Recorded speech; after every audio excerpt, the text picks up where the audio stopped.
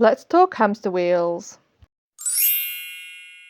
It's taken me 5 years to end up with this many wheels, so let's see how and why I have ended up with so many. This is Luna, and when I adopted her back in 2018, this was the flying saucer that she came with, which was far too small for her. So I quickly got on the internet and did some research and found that Kaytee silent spinner wheels were meant to be quiet. This is the 12-inch silent spinner by Kaytee, and it is getting returned because it is so noisy.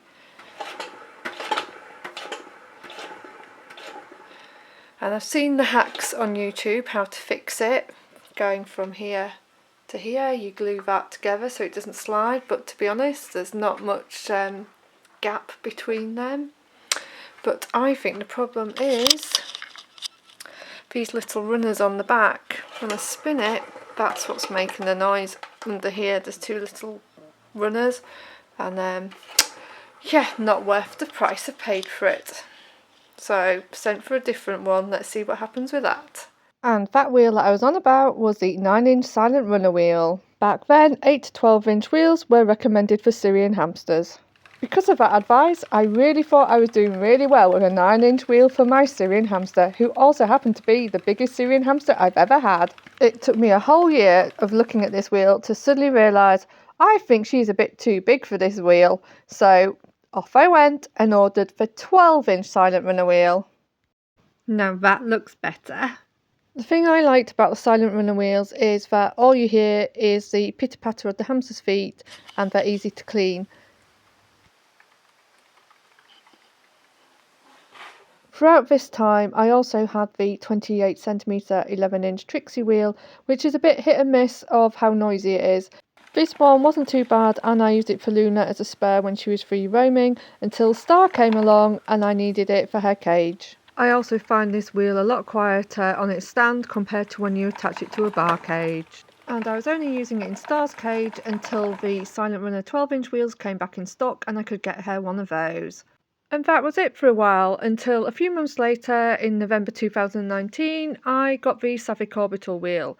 Now the reason I got this wheel is because Star got arthritis, and so when she was using a wheel, her legs were getting splayed and she was a bit wonky.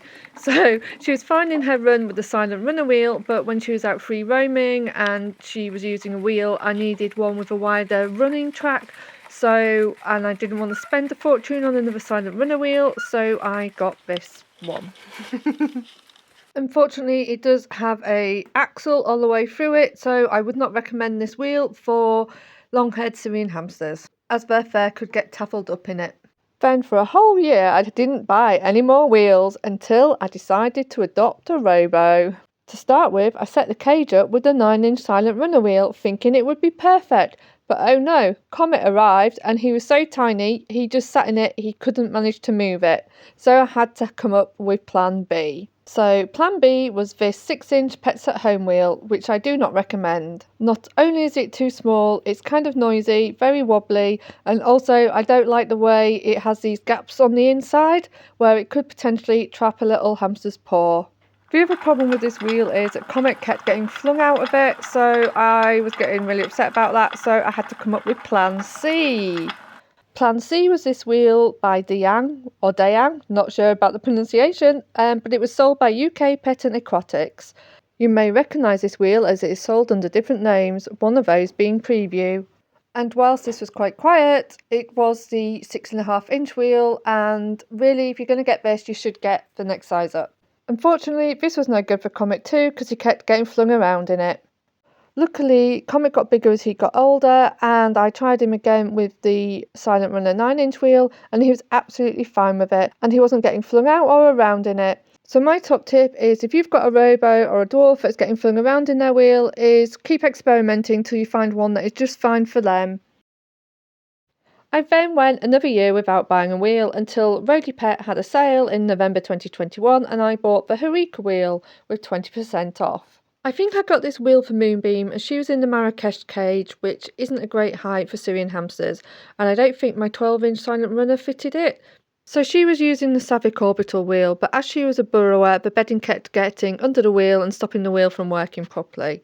And I was just getting fed up and slightly worried that I was having to constantly check that her wheel was still working. For whatever reason, I never had this problem with the Heureka wheel.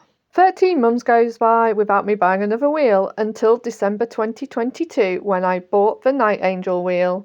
I bought this wheel because I couldn't work out if Aurora was hurting herself on the Heureka wheel somehow. I kept finding what looked like blood in the bottom of the wheel, but it could have been urine tinged with the yellow of the wheel. I don't know. All I know is it never happened with Moonbeam, and it's never happened with Aurora with another wheel. I could have used the silent runner wheels in this cage, but it meant that I had to chop some of the length off the platforms, and I didn't want to do that because it would mean less bedding in the cage. And that should have been it for wheels, but Bucatstate brought out a new range of wheels, and I won one, so I got another wheel. I was allowed to choose which size wheel I wanted, so I went with the 10.2 inch one because I want to use it for any future Robo or dwarfs I get. And whilst it doesn't look that bad for Aurora, she's quite a small Syrian hamster, I would definitely get the 12.6 inch wheel for Syrian hamsters. So what have I learnt in 5 years of buying hamster wheels? I know that the recommended wheel size has now changed for Syrians. It's now 11 to 12 inches, not 8 to 12 inches. And for Robos and Dwarfs, it's 8 inches plus, rather than the old recommendation, which was 6 to 8 inches. These sizes seem to be backed up by the TVT, which is the Veterinary Association for Animal Welfare in Germany. And if you haven't come across them before, they are an association that has a high standard for hamster care. So what else have I learnt? A wheel is a good investment. Some of the silent ones are quite expensive, but they're very well made and should last you a very long time. I like plastic wheels just because I think they are easier to clean and maintain. I don't think I'll ever buy a wooden one, but I know that plenty of people do and they seem to get on with them. But from what I've heard, they don't seem to last as long as a good silent plastic one does.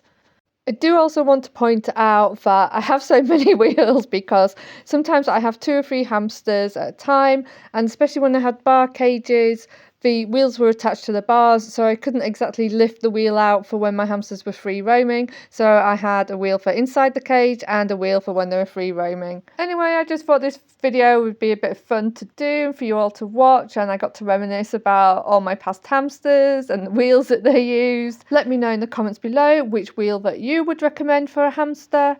And if you want a bit of a more in-depth look into some of these wheels, do check out our wheel playlist. And thanks for watching, and if you found this helpful, please do subscribe if you haven't already.